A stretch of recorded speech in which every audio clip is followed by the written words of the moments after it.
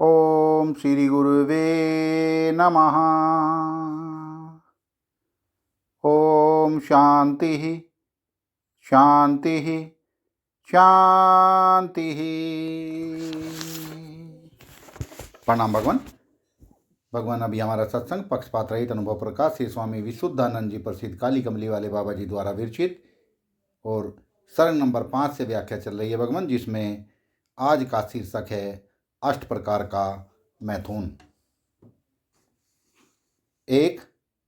पुरुष के विषय संबंध की बातों को भी न श्रवण करना। 2. पुरुष की प्राप्ति का स्मरण भी न करना। 3. पुरुष के विषय संबंध का गीत भी न गाना। 4. पुरुष की प्राप्ति का चिंतन भी नहीं करना। 5. पुरुष के साथ एकांत बात भी नहीं करना। 6. पुरुष की प्राप्ति का विधवा स्त्री ने दृढ़ संकल्प नहीं करना। 7. उसके लिए प्रयत्न भी नहीं करना। और 8. पुरुष के साथ निज अंग नहीं लगाना। इस 8 प्रकार के मैथुन से विधवा स्त्री रहित हुई उत्तम नाम सम्यक सन्यासी तुल्य गति को पाती है। इससे हे मेरा प्राणों से प्रिय विधवा स्त्रियों हों, सर्व प्रकार से निर्दयी कपटी दुखदायी आदि दूषण युक्त पुरुष का नाम मात्र भी सुन के ग्लानि करनी, जिससे इस दुख स्वरूप स्त्री पुरुष के व्यवहार से मन हट जावे और आगे सुख होवे। विचार देखो तो जो पति में सुख होता है तो पति वालियाँ स्त्री दुखी न होती, और धन ग्रह पुत्र आदिकों में सुख होता तो धनी ग्रही पुत्रवती दुखी न होती। हे प्रिय दर्श विधवा स्त्रियों, जो तुम अपने जाति मत में रहोगी तो तुम्हारा तेज बल योगी राजवत बढ़ेगा, उभय लोक जीत लोगी। यह वैधव्य नहीं मानो विचार तो उत्तम गति का साधन है। विचार रूपी नेत्रों को खोल दो। कहाँ तो यह तुम्हारी अवस्था की शरीर वस्त्र मन आत्मा पवित्र रहना, दुखदायी संसार के व्यवहारों से निवृत्ति रहनी, केवल अन्न वस्त्र से ही संतान हो जाना, संतान की उत्पत्ति आदि पीड़ा से छूट जाना इत्यादि सुख रूप, और कहाँ पशु धर्म आदि संसार में मरण तक लिप्त रहना।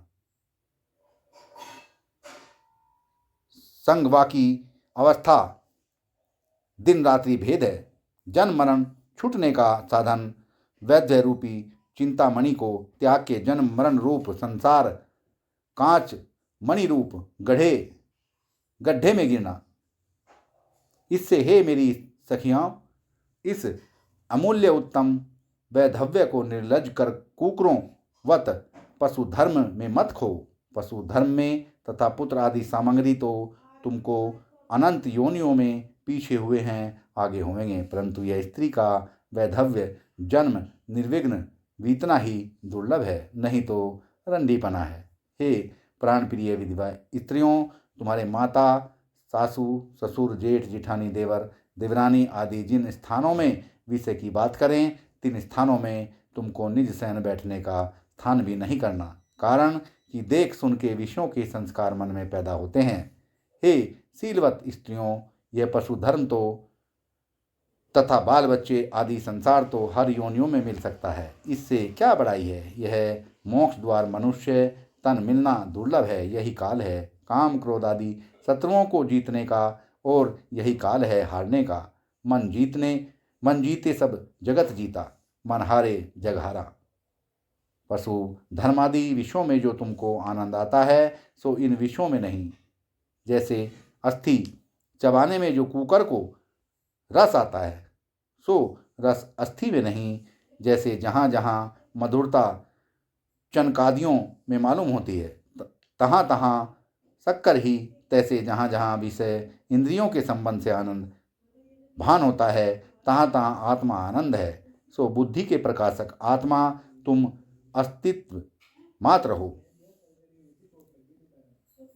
इसी पर एक कथा है। एक काल में नारद अभिमान कर पूर्ण हुआ चला जाता था। एक जंगल में पशु आपस में निज बोली में आत्मनिरूपण करते थे।